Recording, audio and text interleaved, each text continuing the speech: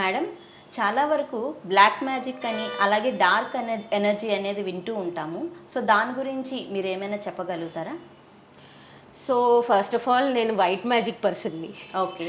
So black magic గురించి నేను ఒకటే చెప్పగలను ఏంటంటే, కన్సిస్టెంట్గా ఒక నెగటివ్ థాట్ కానీ, ఒక కన్సిస్టెంట్గా ఒక నెగటివ్ ఫీలింగ్ కానీ అలా మనము రిపీట్ చేస్తే అదే ఒక ఎనర్జీ కింద మారి అదే బ్లాక్ మ్యాజిక్ అవుతుందని నేను నా ఎక్స్పీరియన్స్ బట్టి, ఎందుకంటే నేను ఎప్పుడు బ్లాక్ మ్యాజిక్ చేయలేదు. ఓకే. మా ఎనర్జీ హీలింగ్ అంతా it's all about white magic and dark and light, చీకటిని వెలుగులో కన్వర్ట్ చేయడము, సాడ్నెస్ని హ్యాపీనెస్ కింద కన్వర్ట్ చేయడం, ఇదే మేము నేర్చుకున్నాము. సో ఇయర్స్ టుగెదర్ మళ్ళీ నేను చెప్తున్నాను కదా, ఒకళ్ళని అలా తిట్టుకున్నాము, లేదంటే ఒకళ్ళు నన్ను అలా అన్నారు అని అలా మన మనసులో బాధపడ్డాము అంటే ఆ ఉసురు తగులుతుందని అంటారు కదా మన పెద్దవాళ్ళు. ఆ ఉసురే బ్లాక్ మ్యాజిక్ అని నేను అనుకుంటున్నాను. మరి రియల్ బ్లాక్ మ్యాజిక్ ఏంటంటే నేను ఎప్పుడూ చేయలేదు కాబట్టి నాకు ఐడియా లేదు.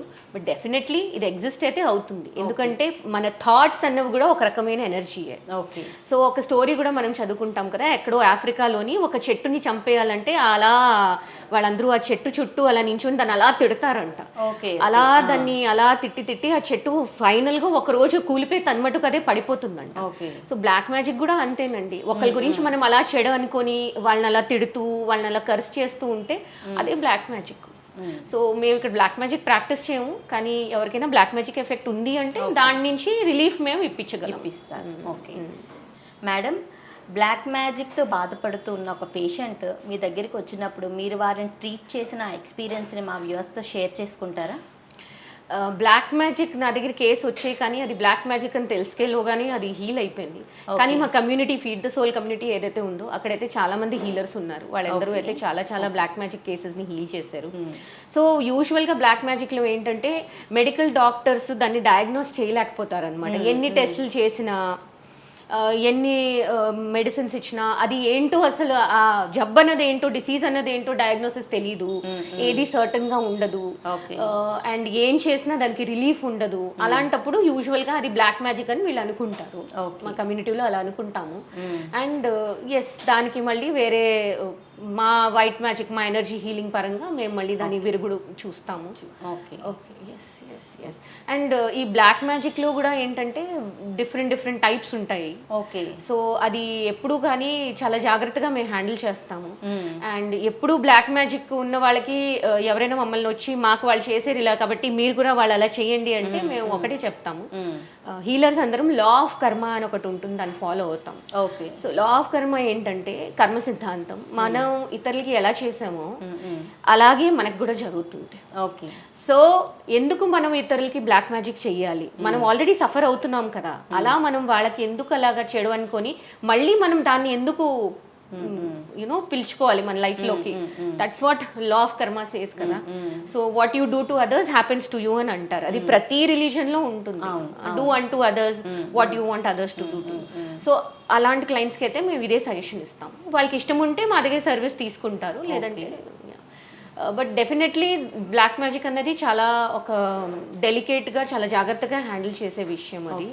ఎందుకంటే అది సీరియస్ కార్మిక్ రిపర్కషన్స్ ఉంటాయి బ్లాక్ మ్యాజిక్. ఓకే మేడం, మీరు ఒక పేషెంట్ని చూడగానే వాళ్ళ మీద బ్లాక్ మ్యాజిక్ ఉపయోగించారని ఎలా చెప్పగలుగుతారు? సో ఏది ఒక సెషన్లో అవ్వదండి, అలా వాళ్ళకి హీల్ చేయగా మాకు అర్థమవుతుంది. So end of the day నేను కూడా హ్యూమన్ బీయింగే, నేను హీలింగ్ నేర్చుకున్నాను, నేను మా గురువు ఆశీస్సులతో ప్రాక్టీస్ చేస్తున్నాను.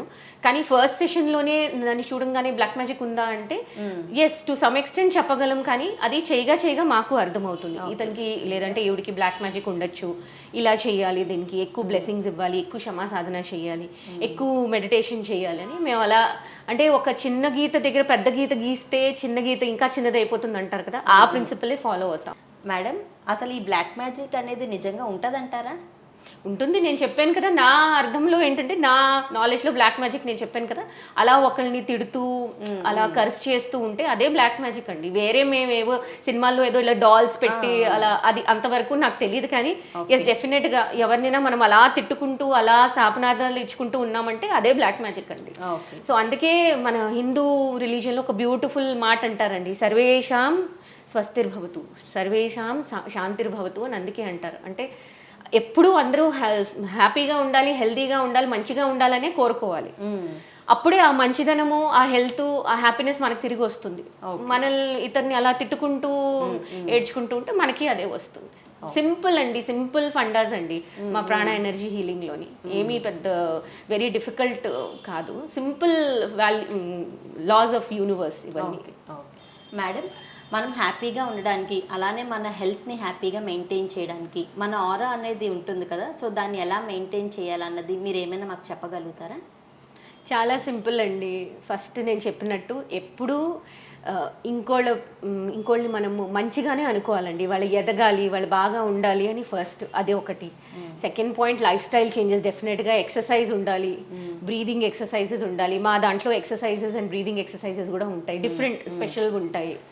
అండ్ హైయర్ లెవెల్స్కి వెళ్తే ఇంకా మైండ్ని బాడీని కామ్ చేసుకోవడానికి, హెల్తీగా ఉంచుకోవడానికి ఇంకా balancing exercises, in and balancing exercises అని చాలా చాలా ఉంటాయి. So breathing, exercise, meditation, self healing, ఇవి చాలా చాలా ఇంపార్టెంట్ అండి. అండ్ ఎనర్జీ ఏంటంటే మన థాట్స్ పరంగా ఉంటుంది మన చుట్టూ ఎనర్జీ.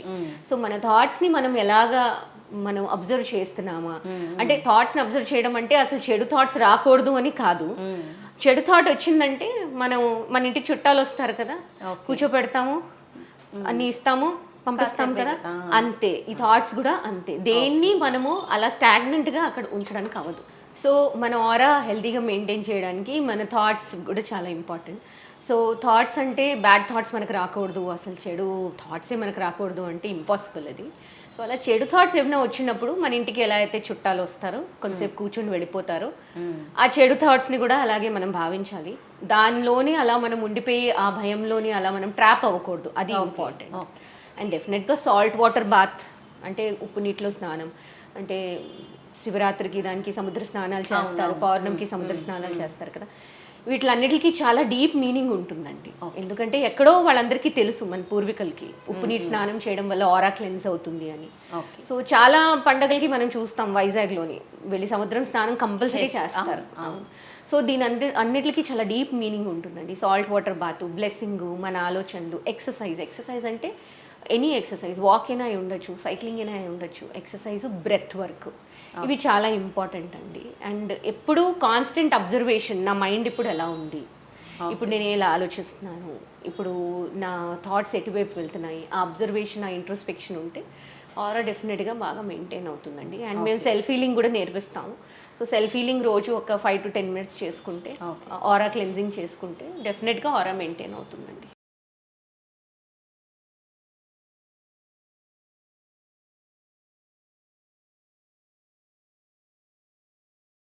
ఆ అబ్జర్వేషన్, ఆ ఇంట్రోస్పెక్షన్ ఉంటే ఆరా డెఫినెట్గా బాగా మెయింటైన్ అవుతుందండి. అండ్ మేము సెల్ఫ్ హీలింగ్ కూడా నేర్పిస్తాము. సో సెల్ఫ్ హీలింగ్ రోజు ఒక 5 to 10 minutes చేసుకుంటే, ఆరా క్లెన్జింగ్ చేసుకుంటే డెఫినెట్గా ఆరా మెయింటైన్ అవుతుందండి.